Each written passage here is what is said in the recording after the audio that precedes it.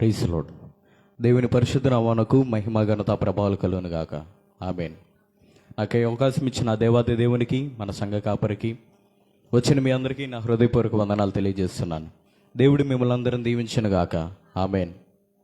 మరి ఈరోజు నేను ఇలా నిలబడి మీతో మాట్లాడడానికి, మీతో వాక్యాన్ని సంభాషించడానికి నాకైతే ఏ అర్హత లేదు. కానీ మన సంఘ కాపరికి, మన సేవకుడికి కొద్దిగా అనారోగ్యంగా ఉండడం వల్ల ఆయన ఆజ్ఞ మేరకు నేను ఇక్కడికి వచ్చి ఈ వాక్యాన్ని మీకు సెలవించడానికి, ఈ వాక్యం మీతో సంభాషించడానికి నేను ఇక్కడ నిలిచి ఉన్నాను.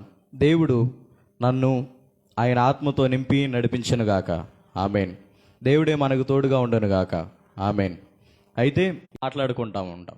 అయితే ఈరోజు నా వాక్యాంశము సాక్ష్యము. మన జీవితాల్లో సాక్ష్యం అనేది ఏ రీతిగా ఉండాలి, మన సాక్ష్యము, మన మాటలు, మనము దేన్ని సపోర్ట్ చేయాలి, మనం ఎలా ఉండాలి అనేది కొద్దిగా మాట్లాడుకుందాం. కీర్తనల గ్రంథము 9వ అధ్యాయము 1వ వచనములో ఒక మాట ఉంది. చదువుదామా? కీర్తనల గ్రంథము 9వ అధ్యాయము 1వ వచనము. నా పూర్ణ హృదయముతో నేను యెహోవాను స్తుతించెదను. యెహోవా, నీ అద్భుత కార్యములన్నిటినీ నేను వివరించేదను. చాలండి. పరిశుద్ధుడా, మహాగణుడా, మహోన్నతుడా, యేసయ్యా నీకు వేల స్తుతులు, స్తోత్రములు. ఆయన సర్వోన్నతుడా, సర్వాధికారి నీకు స్తోత్రములు. ప్రభా, మా రాజా, మా తండ్రి నీకు స్తోత్రములు. నాయన ఇప్పటి వరకు ప్రభా నీవు మా తోడుండి మమ్మల్ని నడిపించినందుకు నీకు స్తోత్రములు. ఆయన ఈ సమయంలో ప్రభా వాక్యం చదువుకొనిచుండగా, ప్రభా వాక్యమును ధ్యానించుండగా నాయన నీ ఆత్మను మాకు తోడుంచి నడిపించండి. ప్రభా నీ ఆత్మశక్తిని నాకు దయచేయండి. ఆయన ధైర్యంతో నింపినైనా నీ నోటి బోరగా నన్ను వాడుకొనమని యేసునామములో అడుగుచున్నాము తండ్రి. ఆమేన్. మరొకసారి చదువుకుందామా? కీర్తనల గ్రంథము 9వ అధ్యాయము 1వ వచనము. నా పూర్ణ హృదయముతో నేను యెహోవాను స్తుతించెదను. యెహోవా, నీ అద్భుత కార్యములన్నిటినీ నేను వివరించేదను. ఈ మాటలు ఎవరు పలుకుతున్నారండి? కీర్తనాకారుడైన దావీదు ఈ విధంగా పలుకుతున్నాడు. ఏమని? నా పూర్ణ హృదయముతో నేను నిన్ను స్తుతించెదను. నీ యెహోవా, నీ అద్భుత కార్యములన్నిటినీ నేను వివరించేదను. ఇక్కడ ఏమనుంది? నీ అద్భుత కార్యములన్నిటినీ నేను వివరించేదను. అంటే అతని జీవితంలో దేవుడు ఏదైతే అద్భుతమైన కార్యాలు చేశాడో వాటన్నిటిని దావీదు ఏం చేస్తానంటున్నాడు? వివరిస్తానని చెప్పి ఇక్కడ మాట్లాడుతున్నాడు. మానవులుగా మనం ఏం చేస్తామంటే, ఒక స్థాయిలో ఉన్న మనము ఏదన్నా ఒక పని జరిగిందంటే దీని అంతా కారణము నా బలము, నా తెలివి, లేకపోతే నాకున్న డబ్బు, నాకున్న పేరు, ఏదో కేవలం నా వల్ల ఈ కార్యం జరిగిందని చెప్పి మనం మాట్లాడుకుంటాం. అది కాదంటే మనకు ఎవరైతే సాయం చేశారో వాళ్ళ పేరు చెప్తాము. ఇప్పుడు నేను ఏదన్నా పని చేసేటప్పుడు నాకు మా నాన్న తోడుంటే నేను ఈ పని, మా నాన్న లేకపోతే నేను చేయగలిగేవాడిని కాదు, లేకపోతే నా స్నేహితులు లేకపోతే నేను ఈ పని చేయగలిగేవాడిని కాదు అని చెప్పి మనము ఒకరికొకరు మనుషులమైన మనము ఇంకో మనిషికి సాక్ష్యం చెప్తా ఉంటాం, లేదా ఒక మనిషిని బట్టి సాక్ష్యం చెప్తా ఉంటాం ఆ కార్యాన్ని బట్టి. అయితే ఇక్కడ దావీదు ఏమంటున్నాడంటే, రాజైన దావీదు, అతని జీవితంలో అతను ఎన్నో మేలులు పొందుకున్న అతను రాజయ్యుండి అప్పటికి అతను ఏమంటున్నాడంటే, యెహోవా, నీ అద్భుత కార్యములన్నిటినీ నేను వివరించేదను అని చెప్పి ఇక్కడ మాట్లాడుతున్నాడు. రాజైన దావీదు అతనికి ఏమన్నా లోటు ఉండిద్దా? అతనికి అన్నీ సమకూర్చబడి ఉంటాయి. అతనికి పెద్ద అవసరాలు ఏముండవు. అంటే అన్నీ అతను అనుకోకుండానే జరుగుతూ ఉంటాయి. అయినను అతను ఏమంటున్నాడంటే, ఈ కార్యము కేవలం నా బలం వల్ల కాదు, కానీ దేవుడు చేశాడు. ఈ కార్యము కేవలం నాకున్న హోదాని బట్టో, నాకున్న పొజిషన్ని బట్టో, నాకున్న బలముని బట్టో, తెలివిని బట్టో కాదు, కానీ కేవలం ఈ కార్యము దేవుడు చేశాడు. కాబట్టి నేనేం చేస్తాను? యెహోవా, నీ అద్భుత కార్యములన్నిటినీ నేను వివరించేదనని చెప్పి ఇక్కడ దావీదు మాట్లాడుతున్నాడు. దేవునికి స్తోత్రం. హల్లెలూయా, హల్లెలూయా. ఇంకో మాట చదువుకుందాం. యెషయా గ్రంథము 43వ అధ్యాయము 10వ వచనము. యెషయా గ్రంథము 43వ అధ్యాయము 10వ వచనంలో ఒక మాట ఉంది. చదువుదామా? మీరు తెలుసుకొని నన్ను నమ్మి నేనే ఆయననని గ్రహించినట్లు మీరును నేను ఏర్పరచుకొనిన నా సేవకుడును నాకు సాక్షులు. ఇక్కడ ఏమని ఉందండి? మీరు తెలుసుకొని నన్ను నమ్మి నేనే ఆయననని గ్రహించినట్లు మీరును నేను ఏర్పరచుకొనిన నా సేవకుడును నాకు సాక్షులు. ఇక్కడ మనం చూసుకున్నట్లయితే ఈ మాట ఎందుకు పలుకుతున్నారంటే, ఇక్కడ మనుషులమైన మనం ఏం చేస్తాము, ఒక కార్యం జరిగించినప్పుడు, ఒక కార్యము లేదా ఒక పని, ఒక అద్భుతమైనది జరిగినప్పుడు మనము మనుషులను గణపరుస్తూ ఉంటాము. అయితే ఇక్కడ మనం ఏం చేయాలని ఉంది, మీరు తెలుసుకొని నన్ను నమ్మి నేనే ఆయననని గ్రహించినట్లు మీరును నేను ఏర్పరచుకొని నా సేవకుడును నాకు సాక్షులు. మనం ఏం చేయాలి, మనము నమ్మాలి. మనము ఆయన చేసిన కార్యములని మనం నమ్మాలి. మనము నమ్మి ఆయన చేసిన అద్భుత కార్యములు బట్టి ఆయనకి సాక్షిగా నిలిచి ఆయన కార్యములను మనము వివరించాలి. అయితే ఇప్పుడు దాకా మనం సాక్ష్యం ఇవ్వాలి, సాక్ష్యముగా ఉండాలి అని చెప్పి మాట్లాడుకుంటున్నాం కదా. అయితే అసలు సాక్ష్యం ఎందుకు ఇవ్వాలి? మనము దేవుని కార్యాలకి, దేవునికి ఎందుకు సాక్షిగా ఉండాలి? మనం సాక్ష్యం ఇస్తే ఏమొచ్చిద్ది అని చెప్పి మీకు అందరికీ ఒక మాట, ఒక తలంపు రావచ్చు. లేదా నేనే చెప్తున్నాను, అసలు సాక్ష్యము ఇస్తే ఏం జరిగిద్ది అనేది ఒక మాట మాట్లాడుకుందాం. యోహాను సువార్త 4వ అధ్యాయము 39వ వచనంలో ఒక మాట ఉండి చదువుదామా? యోహాను సువార్త 4వ అధ్యాయము 39వ వచనము. నేను చేసినవన్నీ నాతో చెప్పినని సాక్ష్యమిచ్చిన స్త్రీ యొక్క మాటను బట్టి ఆ ఊరిలోని సమరయుల్లో అనేకులు ఆయన యందు విశ్వాసముంచిరి. ఇక్కడ ఈ మాటలు ఎవరు గురించి చెప్తున్నారు? సమరయ స్త్రీ గురించి. వారి మధ్యలో జరిగిన, ప్రభు అయిన యేసుక్రీస్తు వారికి సమరయ స్త్రీకి మధ్యన జరిగిన ఆ విషయమును గురించి, ఆ సంఘటన గురించి ఇక్కడ ఒక మాట రాయబడి ఉంది. ఏమని? నేను చేసినవన్నీ నాతో చెప్పినని సాక్ష్యం ఇచ్చిన స్త్రీ యొక్క మాటను బట్టి. ఆగుదామా? ఏమనుంది? నేను చేసినవన్నీ నాతో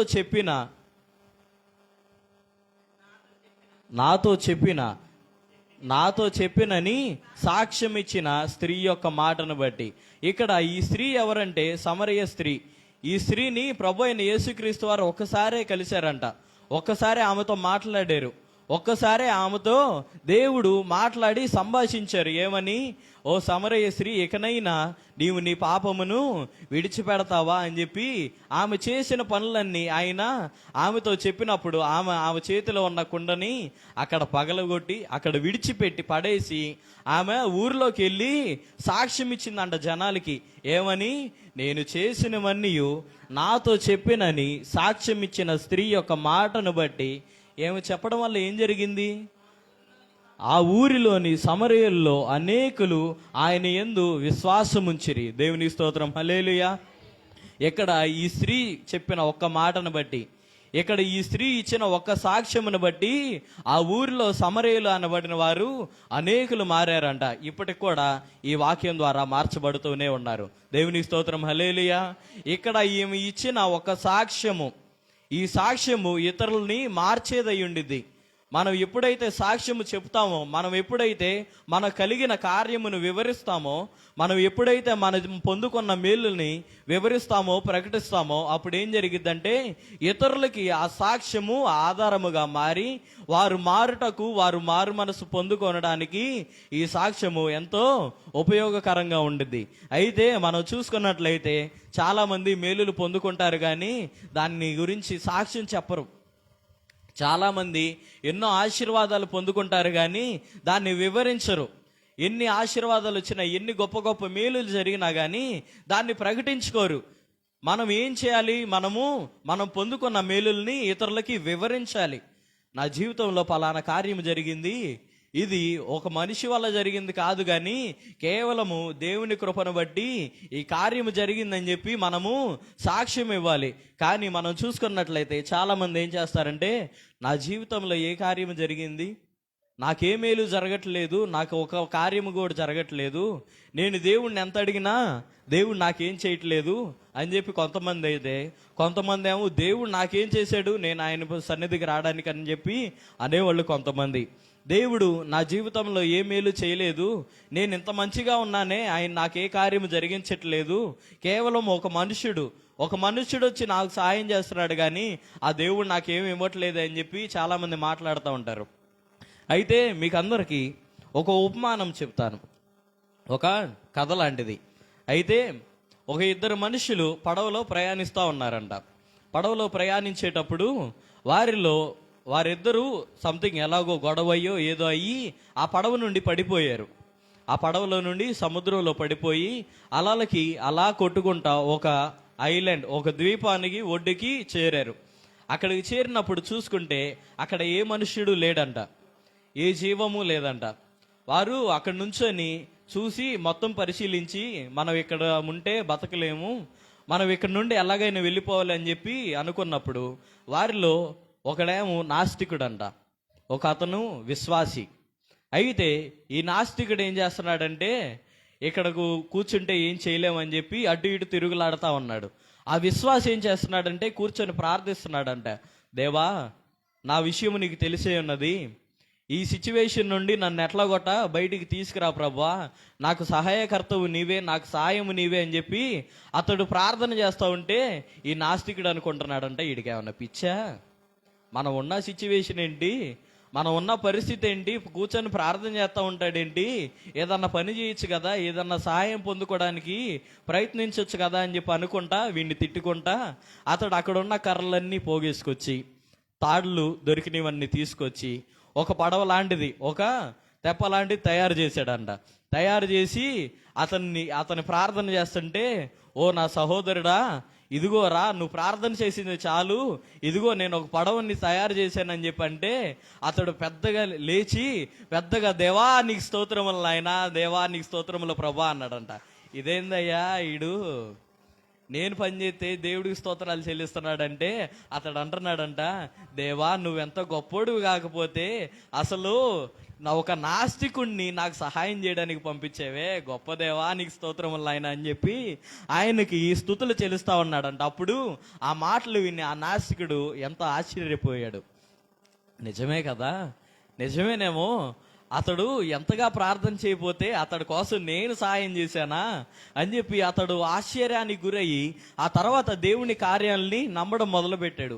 మనుషులమైన మనం కూడా అంతే. మనం ఏం చేయాలంటే మన జీవితాల్లో కార్యములు జరిగినప్పుడు వాటిని గుర్తించాలి. ఒక మేలును మనం పొందుకున్నప్పుడు దాన్ని మనం గుర్తించి మనము దేవునికి స్తుతించాలి, దేవునికి స్తుతులు చెల్లించి దేవుని కార్యాలని మనము సాక్షిగా నిలవాలి. అంతేకాని మనకు సాయం చేసిన మనుషుణ్ణి మనం గనపరచకూడదు. ఒక్కొక్కళ్ళు ఒక 500 ఇస్తే ఆపదల్లో ఉన్నప్పుడు నువ్వు దేవుడు అయ్యా, దేవుడిలాగొచ్చి నాకు సహాయం చేసావు, నువ్వు దేవుడి కన్నా ఎక్కువ అని చెప్పి వారిని బట్టి సాక్ష్యం ఇచ్చేస్తారు, సర్టిఫికేట్లు ఇస్తారు. ఏది దేవుడి కన్నా ఎక్కువ అంట, ఏది 500కే. అతడు ఇచ్చిన 500కే నువ్వు అంత గనపరుస్తున్నావే, నీకు జీవమునిచ్చి ప్రతి క్షణము నిన్ను కాపాడుతూ నీ జీవితాల్లో ఏ అవసరాలు ఉన్నాయో అవన్నీ తీర్చి ఆరోగ్యమునిచ్చి ఐశ్వర్యమునిచ్చి బలమునిచ్చి నీ కుటుంబాన్ని ఇచ్చి నీకున్న ఆ సమస్తమును దేవుడు ఇంతకాలం ఇస్తా ఉన్నాడే, నీవు ఆయన్ని ఎంత స్తుతించాలి? ఒక 500 ఇచ్చిన మనుషుడిని నువ్వు స్తుతిస్తున్నావా? ఇవన్నీ ఇచ్చిన దేవుణ్ణి నువ్వు స్తుతిస్తున్నావా? మనము ఎవరిని స్తుతిస్తున్నాము, ఎవరిని కనపరుస్తున్నాము, దేన్ని బట్టి మనము సాక్షిగా నిలుస్తున్నాం అనేది మనమందరము ఎప్పుడు జ్ఞాపకం ఉంచుకోవాలి. అయితే చివరగా ఒక మాట చదువుకొని ఈ వాక్యమును ముగించుకుందాం. యోహాను సువార్త 15వ అధ్యాయము 27వ వచనము. యోహాను సువార్త 10, మీరు మొదటి నుండి నా యొద్ద ఉన్నవారు గనుక మీరును సాక్ష్యమిత్తురు. ఏమనుందండి? మీరు మొదటి నుండి నా యొద్ద ఉన్నారు గనుక మీరును సాక్ష్యమిత్తురు. ఇప్పుడు మనము ఎవరి దగ్గర ఉన్నాము? దేవుని దగ్గరే ఉన్నామా? మనం దేవునికే సాక్షిగా ఉంటున్నామా? మనం దేవుని కార్యములు వివరిస్తున్నామా? నలుగురుగా కూర్చున్నప్పుడు మనము దేవుని మాటలని వివరించుకోవాలి, దేవుడు మనకు చేసిన మేలుని వివరించుకోవాలి. సంఘములో నిలిచి 2 మాటలు చెప్పి సగం చెప్పకుండా వదిలేయడం కాదు. సాక్ష్యము ఎంతో ఉపయోగకరము. మనం సాక్ష్యం చెప్పామంటే అది దేవుని సువార్తని ప్రకటించినట్లు. మనం సాక్షిగా నిలిచామంటే వేరే వారికి మాదిరిగా ఉండి వారిని దేవునిలోకి నడిపించినట్లు. ఇక్కడ ఏమనుంది, మీరు మొదటి నుండి నాతో ఉన్నారు గనుక మీరును సాక్ష్యమిత్తురు. మనము మొదటి నుండి దేవుడు మనతో ఉన్నాడు, మనం దేవునితో లేము. ఆయనే మనతో ఉండి మనల్ని నడిపిస్తూ ఉన్నాడు. ఆయనే మనతో ఉండి మనకి సహాయం చేస్తూ ఉన్నాడు. మనం పడిపోయినప్పుడు ఆయన చెయ్యి చాపి మనల్ని లేపాడు. మన అడుగు తడబడినప్పుడు ఆయన మనల్ని పట్టుకొని మన పాదమును నిలబెట్టాడు. ఆయన చీకట్లో మనం మునిగిపోయినప్పుడు వెలుతురుగా మనతో నిలిచాడు. మనము కష్టపడినప్పుడు ఆయన మనకు తోడుగా ఉన్నాడు. మనం అనుకుంటా ఉండొచ్చు, దేవుడు నిజంగానే చేస్తున్నాడు ఆ కార్యాలంటే లెక్కకు మించినవి. దేవుడు ఎన్ని కార్యాలు చేశాడని చెప్పి మనం చూసుకున్నట్లయితే అవి లెక్కకు మించినవి ఉన్నాయి. దావీదు అంటున్నాడు, కీర్తనల గ్రంథము 40:5 దావీదు ఈ విధంగా మాట్లాడుతున్నాడు. ఒకసారి చదువుకుందామా? కీర్తనల గ్రంథము 40:5 యెహోవా నా దేవా,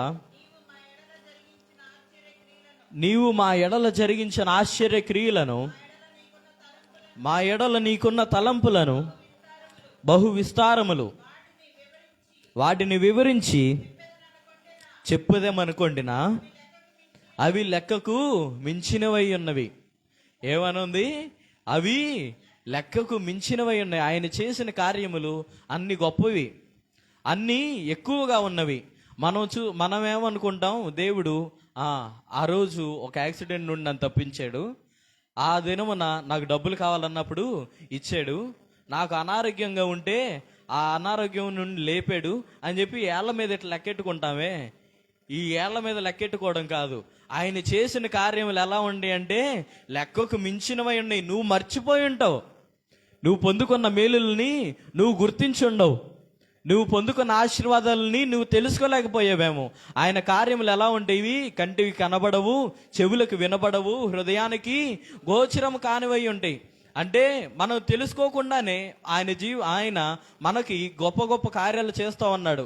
మన జీవితంలో మనం తెలుసుకోకుండానే ఆయన మనకి గొప్ప గొప్ప మేలులు చేస్తూ ఉన్నాడు. కానీ మనం ఏం చేస్తున్నాం అంటే ఆయనని గుర్తించలేకపోతున్నాం, ఆయన కార్యములని మనం వివరించలేకపోతున్నాం. దావీదు అంత గొప్ప రాజు అయ్యుండి అన్నీ అతడు చిటికి వేస్తే జరిగిపోయే సిచ్యువేషన్, అంత పొజిషన్లో ఉండి కూడా అతడు ఏమంటున్నాడంటే నాదేమీ లేదు, కేవలము నా దేవుడే. దేవుని స్తోత్రం, హల్లెలూయా. అతడు అంత పొజిషన్లో ఉండి ఏమంటున్నాడు, యెహోవా నీ అద్భుత కార్యములను నేను వివరించేదనని చెప్పి ఇక్కడ మాట్లాడుతున్నాడు. ఇక్కడేమనుంది? నీ కార్యములను నేను వివరించేదని అనుకుంటున్నా అవి లెక్కకు మించినవై ఉన్నాయి. ఆయన తలంపులు మన మీద ఎన్నో ఉన్నాయంట, ఎంతో విస్తారమై ఉన్నవి. మనము దాన్ని పొందుకోవాలంతే, మనము దాని కొరకై నిలబడాలి. ఆయన తలంపులు మన పట్ల జరగాలని మనం కోరుకోవాలంతే. ఆయన ఇప్పటికే చాలా జరిగించి ఉన్నాడు. మనము ఆయన మాట విన్న ఎడల ఇంకనూ గొప్ప కార్యములు ఆయన మన జీవితాల్లో జరిగించునుగాక. ఆమెన్. దేవుడి చిన్న వాక్యమును దీవించి ఆశీర్వదించునుగాక. ఆమెన్. అందరం కళ్ళు మూసుకుందాం, ప్రార్థన చేసుకుందాం.